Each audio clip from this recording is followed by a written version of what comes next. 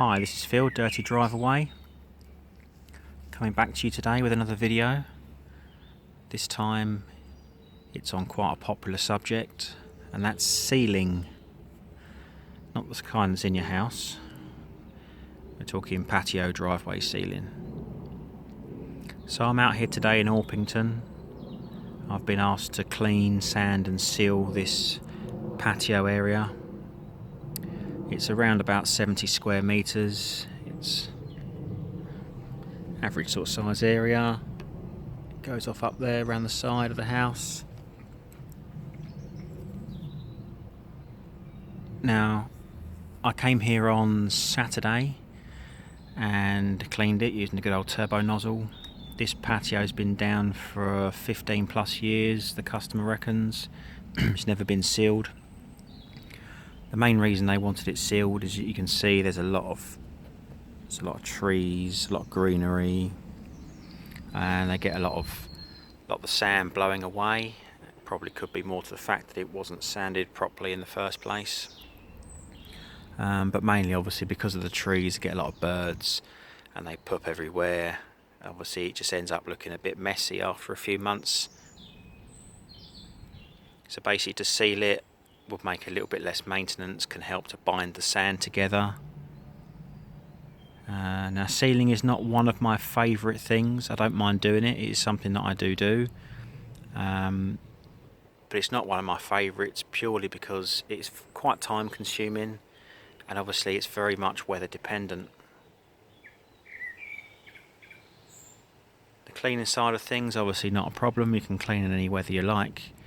But to seal, it has to be completely dry, even more so with block paving. If you're dealing with natural stone or concrete or anything that's got mortar joint lines, it can be a lot easier because you can clearly see when it's dry. But obviously with block paving, the moisture goes deep into the joints.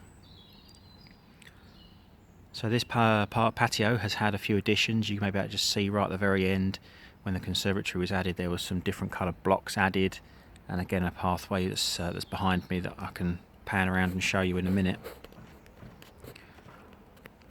So yeah, like I say, this was cleaned on Saturday. It is now Tuesday.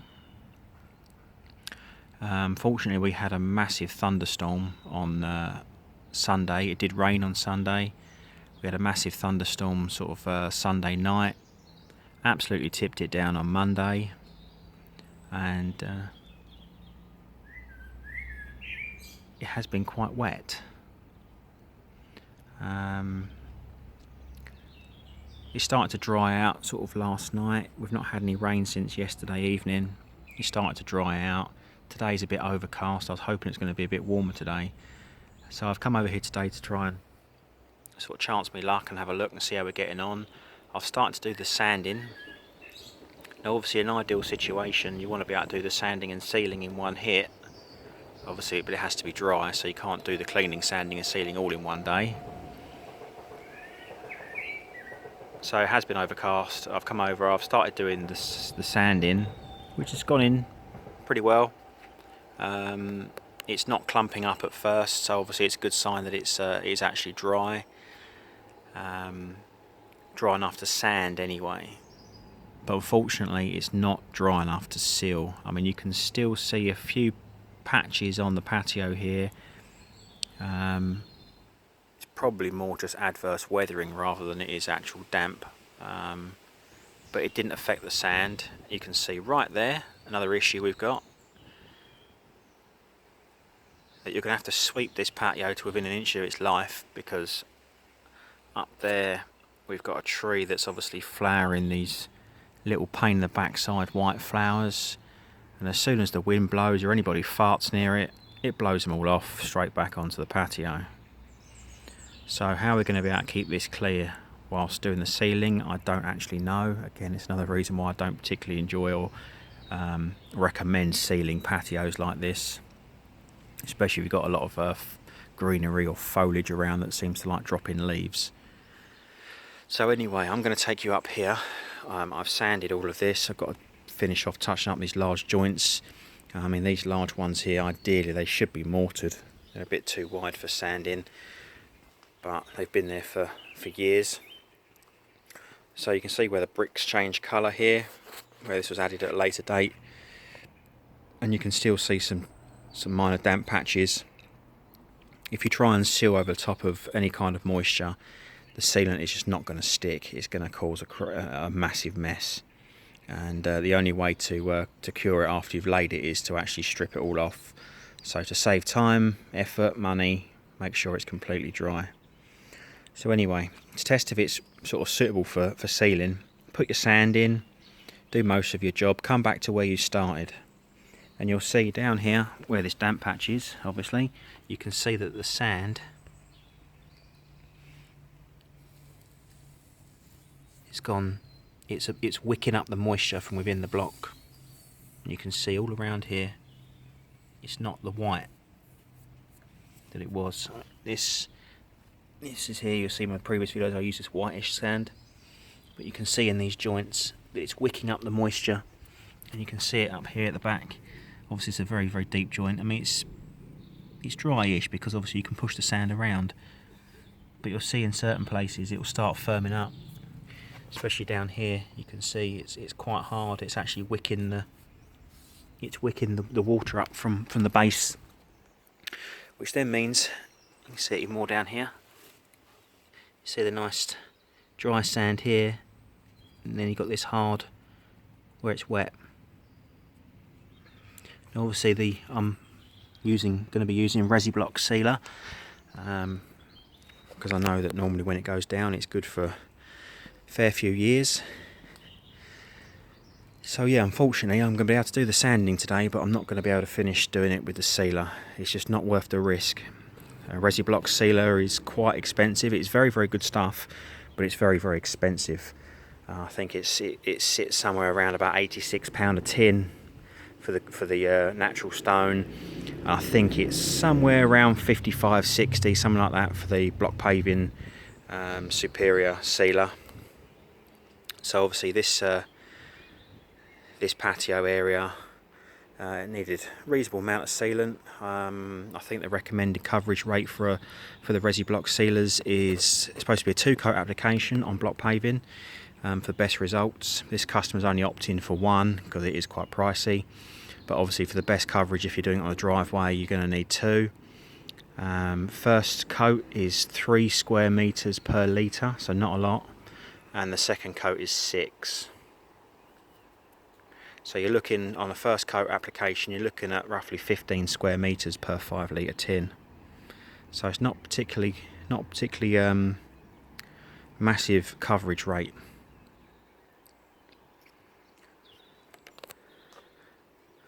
So there we go. Hopefully I will come back and resume this video hopefully tomorrow, when I can get all the gear out and start actually putting some sealer down. I can show you sort of the basics on sealing. You might learn something. But yeah, like I say, you got to remember that everything that's left on this patio when you start to seal it is going to be basically sealed in. So if you've got any leaves, you've got any twigs that are stuck in the joint lines, they're going to be in there for the next 4 or 5 years. If you've got anything left on the stones, any weeds, any moss, again they're going to be in there as well. So you can see already, even though it's been cleaned, there, we've got bird poo already. So it's not going to be an easy task. This is one of the reasons why I don't particularly recommend sealing block paved patios. Driveways can be a little bit different. Patio, especially this one, it's predominantly in the shade, so it takes a lot longer to dry out.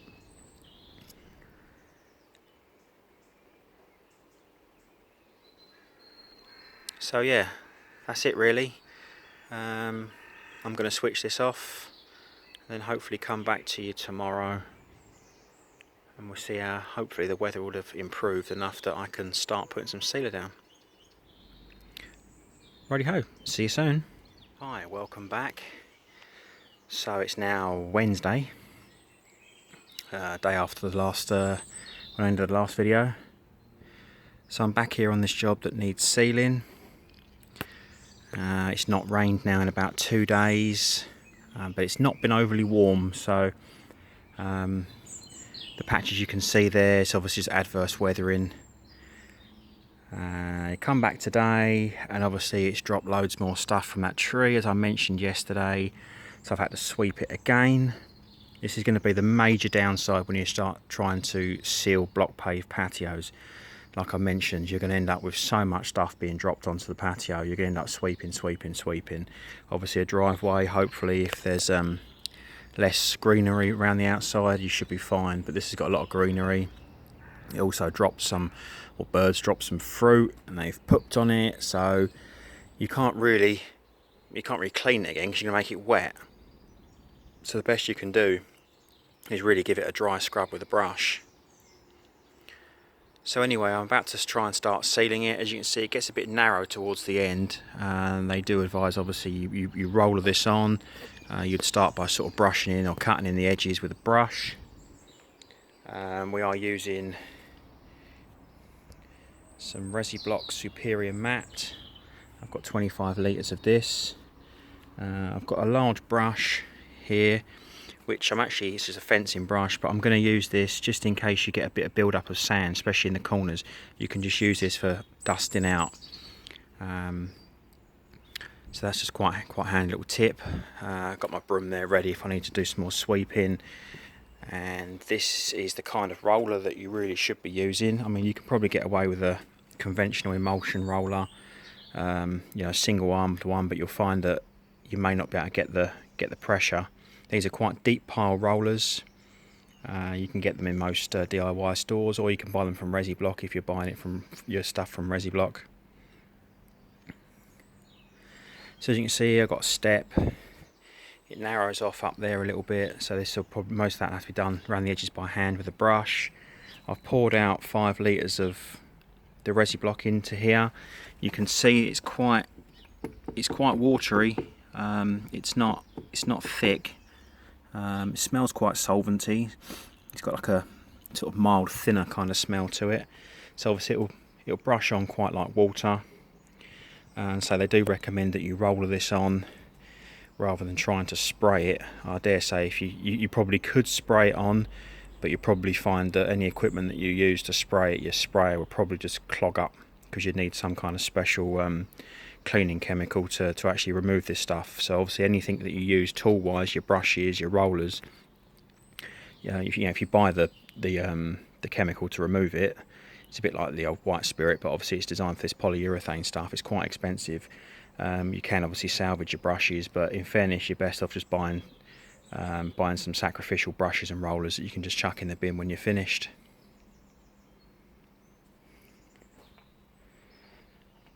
So I've got a smaller brush here. This is a 1.5 inch brush, and obviously got all my sealant in the paint kettle. So you can see, just dip it in and then brush it in on the edges. Now obviously you have to use quite a bit of this stuff, and obviously this is why you lose quite a lot, because of the sand. And obviously we've got quite thick joints here, so you want to dabble in as much of this as you can to stabilize this. Get it nice and wet, and obviously it will soak in, and then just brush it in down the edges. Like I say, the coverage rate for this is 3 square meters per litre, so it's not going to go particularly far. But obviously what you don't want to end up happening is you end up, I mean, block paving shouldn't do because you've got the joint lines, but you don't want it to end up pooling, like if you're doing mortar joints. You don't want it pooling everywhere. So if you did map out a 1 metre squared area, obviously it's a bit hard if you've chucked 5 litres of the stuff into a container. But ideally what they say is if you're getting 3 square metres out of a litre, then obviously you're on roughly the right kind of coverage rate. So I'm going to put the camera down now. I'm going to finish doing doing the edges of this step, and obviously down here, and I'll come back to you in a little while and see how we're getting on. Okay, we're back here, and I've applied the sealer to, you can see this part of the pathway. It goes on wet. It takes, they reckon, sort of between 6 to 8 hours to dry, depending on the weather conditions. If it's quite a hot day, it'll be a bit quicker. But as you can see, you can clearly see where you've been over. I've got up to here. I've actually switched to my big brush because the little brush wasn't really getting into the edges too well. So you kind of, the problem with block paving, especially on patios, is you always end up with big joints somewhere. And obviously ideally you want to try and get some of the sealer, because at the end of the day, part of the idea of sealing this is to stabilise the sand.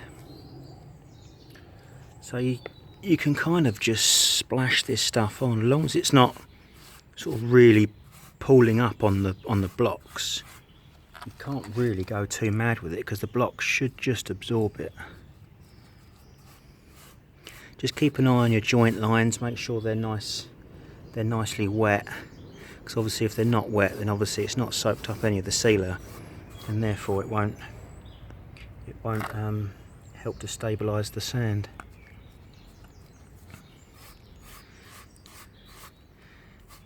Now, there seems to be a lot of misconception about sealers and what they do and don't do. I mean, obviously sealers are great on block paving and any paving really to help protect against oil stains. Any kind of staining really, you should be able to wipe it straight off. But in terms of the sand stabilising, sorry, excuse me while I move, it will only stabilise to an extent. I mean, I've spoken to Resiblock about this and actually asked them, because people think that once it's been sealed, they can then jet wash it to their heart's content and not have to reseal it. But Resiblock actually confirmed to me that although it does stabilise the sand, unless you put absolutely tons of this stuff in, it's not really going to soak right to the bottom of the joint. So if you hit this hard with a pressure washer again, the chances are you're going to blow most of the sand out, because I mean, it's not cement, it's really just like a polyurethane adhesive which is helping to bind the sand. If sand loss is the main issue, then it may be best looking at something like Resifix, which is a polymeric sand, or any other company that makes polymeric sand. I know Resifix is pretty good.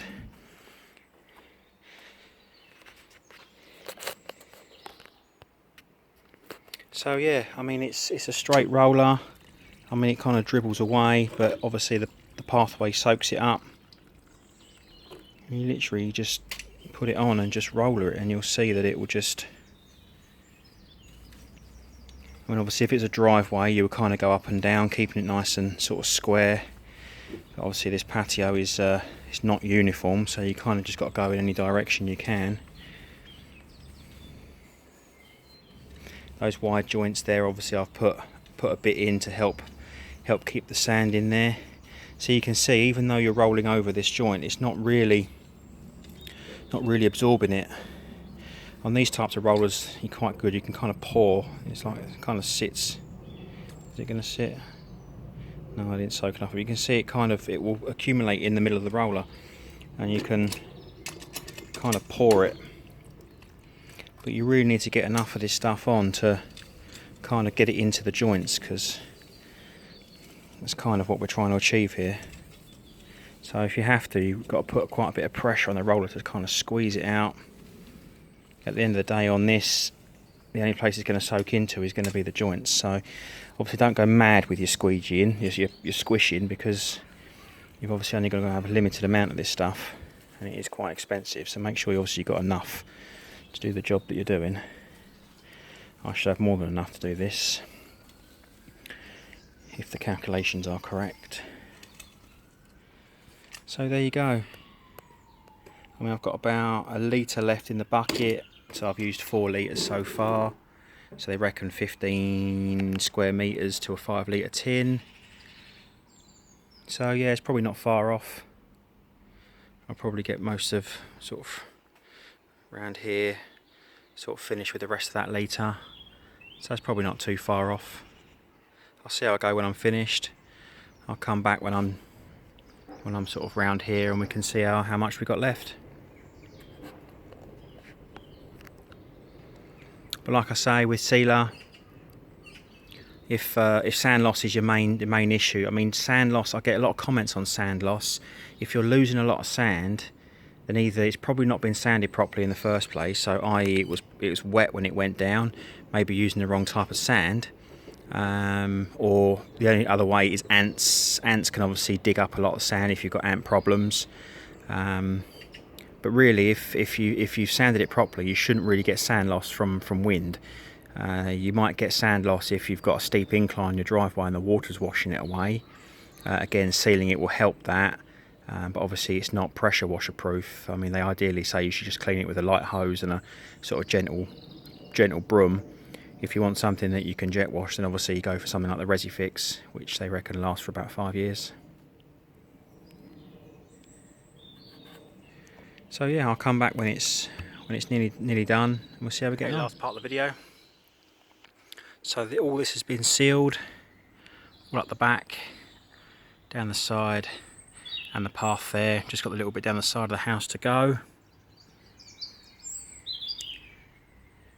Coverage wise, it's pretty much what it says on the tin. I think there's a reason why this is normally a 2-coat application. I think the first coat, you put it on, it seals the blocks, and then the second coat sort of falls into the lines more to seal the sand. Up the end there, I was pushing it quite viciously, sort of try and get it into the joints to try and stabilise the sand.